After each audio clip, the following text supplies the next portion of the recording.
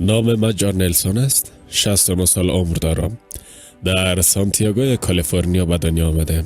من اولین شخص از خانواده خود بودم که شامل پانتون شدم. یک شاهکار بود.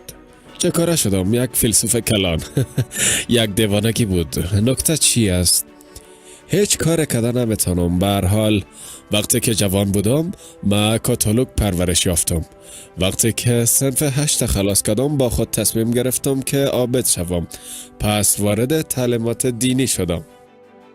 من در دسامبر 2010 مسلمان شدم. دو اتفاق که برای من رخ داده است.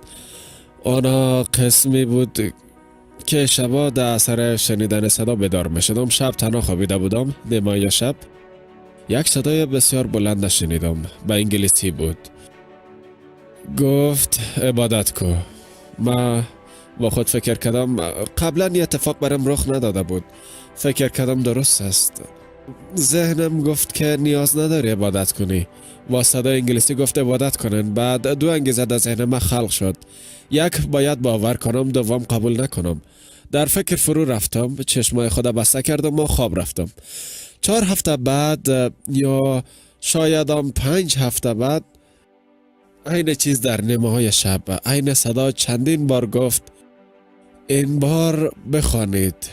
یک نسخه قرآن بالای میزم بود. سر کار کسی برم داده بود. وقتی که در امارات آمده بودم من اکثریت شباب میخواندم و دقت میکردم. یک قسم تحول در کارم ایجاد کرده بود. بعد خواب میکردم. فقط همین کارم میکردم. کار خوب بود. برام خوشایند بود.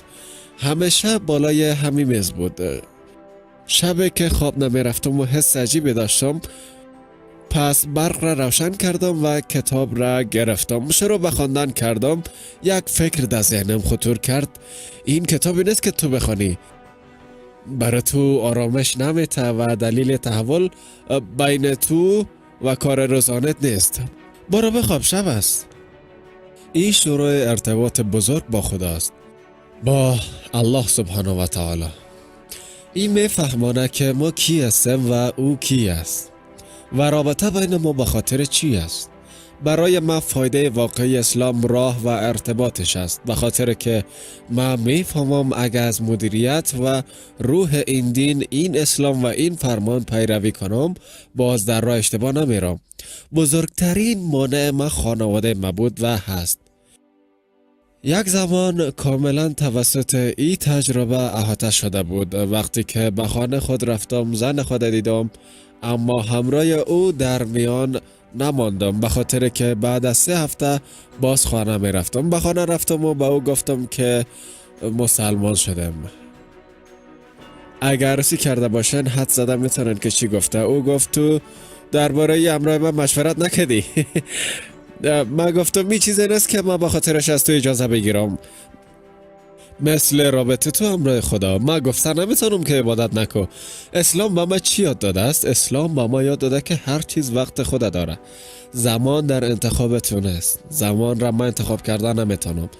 راهنمایی درست دست خداست. اگه قلب ما باز باشه، اگه ذهن ما باز باشه، او زمان ما را هدایت خواهد کرد. اگه بسته باشه ما را هدایت نمیکنه. لطفاً به خود گوش کنن. پیام ما به هر سن که هستن، لطفاً به خود گوش کنن.